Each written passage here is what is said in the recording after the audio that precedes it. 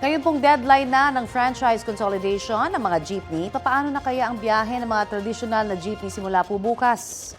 Pag-usapan natin yan kasama si LTFRB Chairman Teofilo Guadis III. Magandang umaga po at welcome sa Balitang Hali. June Veneracion po at Connie Sison, Chairman. Magandang tanghali po sa inyo, Ma'am Connie at Rafi. Salamat Si po June sa po. binigay June po, wala po si Rafi ngayon. June, I'm Nasa sorry, Masinloc, Zambales po. Sa binigay ho ninyong pagkakataon na maging guest po ako sa programa ninyo. Yes po, Chairman. Magandang umaga po sa inyo. Ano ho ba ang latest na bilang ng mga nakapag-consolidate na? Ang latest po as of 2 days ago is we have 78.33% po. That's about translated to 150,179 units ang nag-consolidate sa buong Pilipinas. At patuloy hong tumataas dito sa NCR. Kasi po ito ho yung mga ayaw mag-consolidate ng unas or sumama sa modernisasyon na program ng government, ng gobyerno po, yung inantay yung last minute, hoping na meron na naman pong extension. Nung napansin ho nilang nanindigan na pong gobyerno, tinuldukan na po yung industry consolidation, which is the first phase of the modernization program. Yun, naghabulan na po sa mga regional offices, specifically in NCR. So we expect the number to increase until about 9 o'clock po tonight. I see. Pero sa mga ruta ho ba yung masasabi natin mababa pa yung consolidation? Ang route consolidation po as of April 23, 73.71%. Maganda na pong numero yan. Considering ho na sa isang ruta, hindi lang naman jeep ang bumabiyahe, may bus, may UV, may taxi, may tricycle po. So hindi ho talaga nawawalan. And Ma'am Connie, yung mga areas na nakikita namin na baka po magka-problema, ay inimbitahan na po namin yung mga jeepney operators ng adjacent route. Yun yung tinatawag namin yung rescue route, that if they have excess jeepneys, they can traverse those routes using a special permit issued by the LTFRB.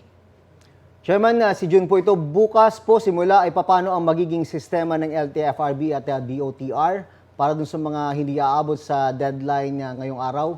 Wala po talagang planong, wala talagang plano mag-consolidate, Chairman.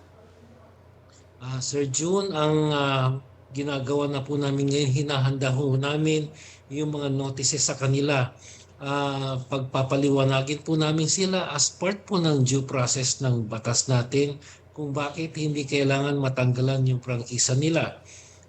Technically, June, kolorum na sila. But as a process by the law, pagpapaliwanagin po muna namin sila. After 1 week po, maglalabas na rin ho kami ng mga utos na yung mga hindi ho nakapagpaliwanag or hindi po katanggap-tanggap ang paliwanag ay pwede na po namin huliin po niyan. At ang penalty po niyan is 1 year suspension sa driver, 50,000 pesos po ang multa naman doon sa sasakyan na ma-impound po namin. So Chairman, dahil technically may tuturing na silang kolorum pag bukas ay pumasada pa sila, magkakahulihan na po, Chairman. Technically po, kolorum na po yan dahil hindi ho sila nakapag-comply. Kaya lang po, bibigyan ho namin sila ng pagkakataon pa rin para magpaliwanag. Ito ho ay proseso ayon sa Public Service Act na ayaw naman ho namin ipagkait sa mga drivers. Maraming salamat, LTFRB Chairman Teofilo Guadis III. Maraming salamat po at mabuhay po kayo. Isang kotse ang tumaob sa Commonwealth Avenue sa Quezon City ngayong umaga. Ayon sa saksi, lumabig papunta sa pader ng ginagawang MRT-7 ang kotse at bumaga sa isa sa mga poste. Agad naman daw nakalabas ang driver at saka tinanong kung may nabangga siya. Inamin umano ng driver na nakatulog siya habang nagmamaneho. Agad dumating ang ambulansya para masuri ang driver. Tumanggi magbigay ng pahayag ang driver dahil baka mag-alala pa ang kanyang pamilya. Pero papasok na raw siya sa trabaho ng maaksidente. Ayon sa MMDA na rumisponde sa aksidente, nakaligtas ang driver dahil sa airbag ng kanyang sasakyan. Bahagya namang sumikip ang daloy ng trapiko dahil sa insidente. Dalawang nanganganib na wika sa bansa ang tampok sa isang exhibit sa Senado. Yan po ang wikang kinata mula po sa mga ata ng Negros Occidental at Hatang Kayi ng mga remontado sa Tanay Rizal at General Nakar, Quezon. Ayon po kay komisyon sa Wikang Filipino Commissioner Arthur Casanova, layon po ng exhibit na magbigay kaalaman tungkol sa mga wika at pamayanang hindi alam ng publiko. Si Senate President Pro Tempore Loren Legarda, na chairperson din ng Senate Committee on Culture and the Arts, hinikayat ang mga government agency na paigtingin ang mga programang magpapasigla sa wika at kultura ng mga indigenous people.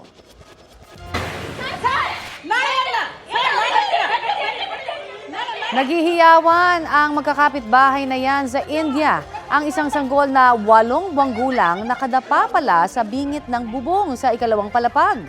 Nahulog daw ang sanggol na babae mula sa ika-4 na palapag habang kasama ang nanay niya. Hawak po ng ilang residente sa baba ang maliit na kumot sakaling mahulog siya. Abala naman ang ilang lalaki sa paggawa ng paraan para maabot ang sanggol. Pinalitan din ng mas malaki ang pangsalon na tela. Ilang sandali lamang tumuntong ang isang lalaki sa railing habang suportado siya ng iba pang lalaki. Makapigil hiningan niyang kinuha ang sanggol. Sa wakas, matagumpay na nailigtas ang bata. Dinala po siya sa ospital matapos magtamo ng tama sa ulo at mga gasgas pero maayos na po ngayon ang kanyang lagay.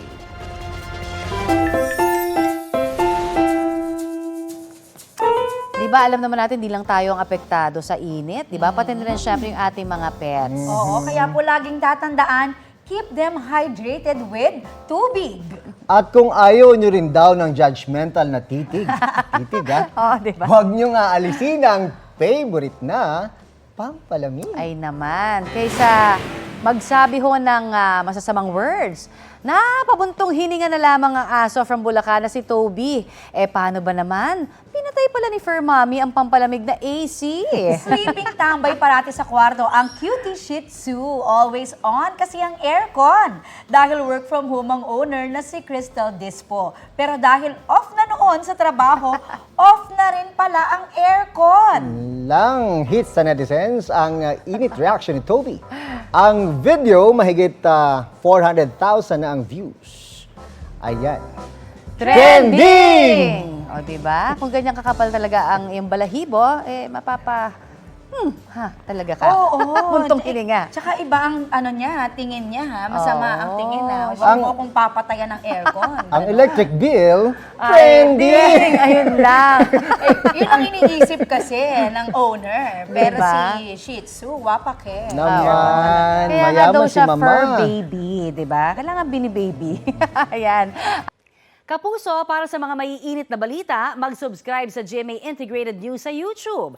Sa mga kapuso naman abroad, subaybayan nyo kami sa GMA Pinoy TV at sa www.gmanews.tv.